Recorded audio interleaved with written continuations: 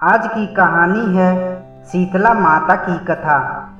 यह कथा बहुत पुरानी है। एक बार शीतला माता ने सोचा कि चलो आज देखूं कि धरती पर मेरी पूजा कौन करता है, कौन मुझे मानता है।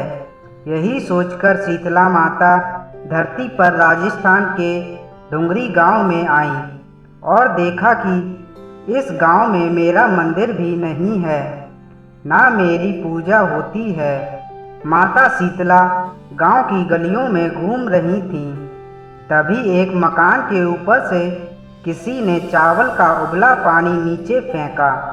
वह उबलता पानी शीतला माता के ऊपर गिरा, जिससे शीतला माता के शरीर में फफोले पड़ गए। शीतला माता के पूरे शरीर में जलन होने लगी।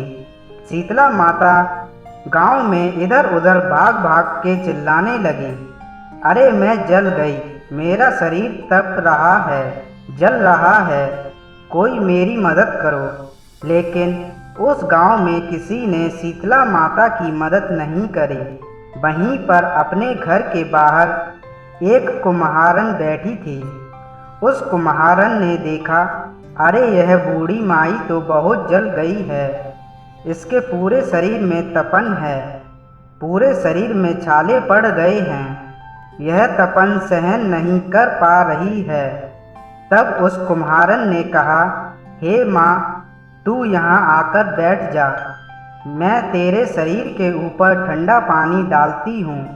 कुम्हारन ने उस बूढ़ी माई पर खूब ठंडा पानी डाला और बोली, हे माँ, मेरे घर में रात की बनी हुई राबड़ी रखी है, थोड़ा दही भी है, तू दही राबड़ी खा ले। जब बूढ़ी माई ने ठंडे ज्वार के आटे की राबड़ी और दही खाया तो उसके शरीर को ठंडक मिली। तब फिर उस कुम्हारन ने कहा, आ माँ बैठ जा, तेरे सिर के बाल बिखरे हैं, ला मैं तेरी चोटी गुथ देती हूँ। और कुम्हारन माई की चोटी गूंथने हेतु कंघी बालों में करती रही। अचानक कुम्हारन की नज़र उस बूढ़ी माई के सिर के पीछे पड़ी तो कुम्हारन ने देखा कि एक आंख बालों के अंदर छुपी है। यह देखकर वह कुम्हारन डर के मारे घबराकर भागने लगे। तभी उस बूढ़ी माई ने कहा, रुक जा बेटी, तू डर मत, मैं कोई भूत प्रेत नहीं हूँ, मैं शीतला देवी हूँ। मैं तो इस धरती पर देखने आई थी कि मुझे कौन मानता है, कौन मेरी पूजा करता है। इतना कहकर माता चार भुजा वाली, हीरे जवाहरात के आभूषण पहने, सिर पर स्वर्ण मुकुट धारण किए, अपने असली रूप में प्रकट हो गई। माता के दर्शन कर कुम्हारन सोचने लगी, अब मैं गरीब इस माता को कहाँ बिठाऊं। तब माता बोली, हे बेटी, तू किस सोच में पड़ गई।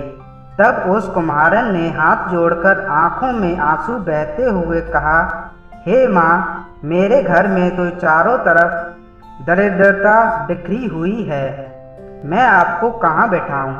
मेरे घर में ना तो चौकी है, ना बैठने का आसन।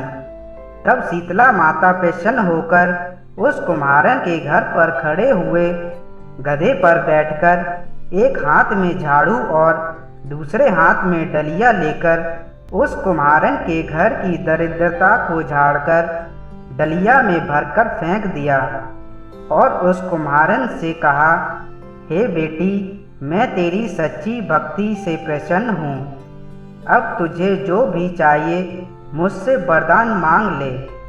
तब कुम्हारन ने हाथ जोड़कर कहा, हे माता, मेरी इच्छा है कि अब आप इसी डुंगरी गांव में स्थापित होकर यहीं रहो और जिस प्रकार आपने मेरे घर की दरिद्रता को अपनी झाड़ू से साफ कर दूर किया, ऐसे ही आपको जो भी होली के बाद की सप्तमी को भक्ति भाव से पूजा कर और आपको ठंडा जल दही बासी ठंडा भोजन चढ़ाए, उसके घर की दरिद्रता को साफ करना और आपकी पूजा करने वाली नारी जाति का अखंड सुहाग रखना, उसकी गोद हमेशा भरी रखना।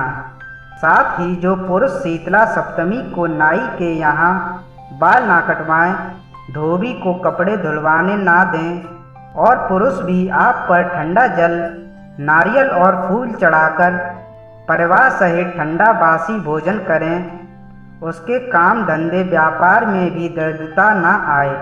तब माता बोली, तथास्तु बेटी, जो तूने वरदान मांगे मैं सब तुझे देती हूँ।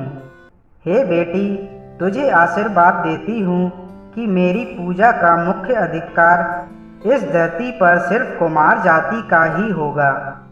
तभी उसी दिन से डोंगरी गांव में शीतला माता स्थापित हो गईं और उस गांव का नाम हो गया सील की डोंगरी। सील की डोंगरी भारत का एकमात्र मुख्य मंदिर है।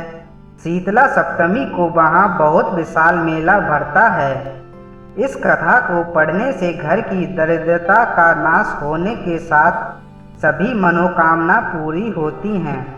जय शीतला माता, जय माँ भवानी। धन्यवाद दोस्तों। अगर ये कहानी आपको अच्छी लगी हो तो लाइक कमेंट करें। अगर नए हैं तो चैनल को सब्सक्राइब करें। अगर नए हैं तो चैनल को सब्सक्राइब करें।